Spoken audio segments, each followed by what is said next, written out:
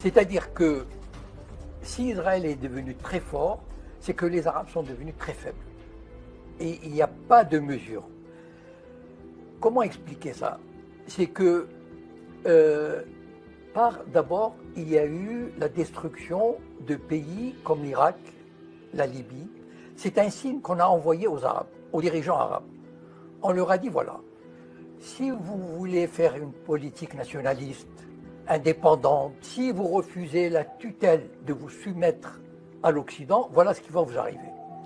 Et vous savez, les prétextes, on peut toujours trouver un prétexte pour détruire un pays. Il n'y a pas de problème. Voilà. Donc, on a envoyé des messages à des pays. Il y a des pays comme le Maroc et l'Algérie, par exemple, on les menace avec le séparatisme. Ça veut dire qu'il y a le Mossad qui travaille dans les zones berbères, etc.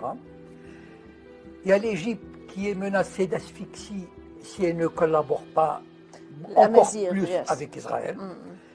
Donc en fait, il y a toutes sortes d'actions qui sont menées, qui sont, par exemple, les monarchies du Golfe, on peut leur dire, écoutez, si vous ne collaborez pas avec Israël, ben on va vous envoyer Daesh.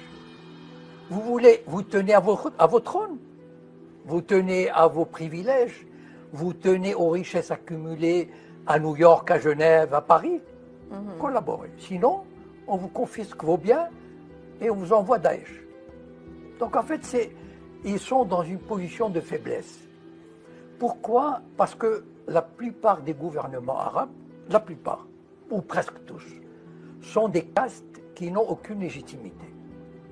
C'est-à-dire, ce sont des groupes qui ont pris le pouvoir et qui se maintiennent au pouvoir avec des tas de privilèges.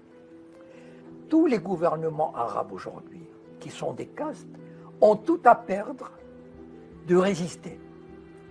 Et on a montré aux pays arabes que résister, faites attention, résister peut vous coûter cher, peut vous coûter la peau, peut vous coûter vos fortunes, vos trônes. Donc,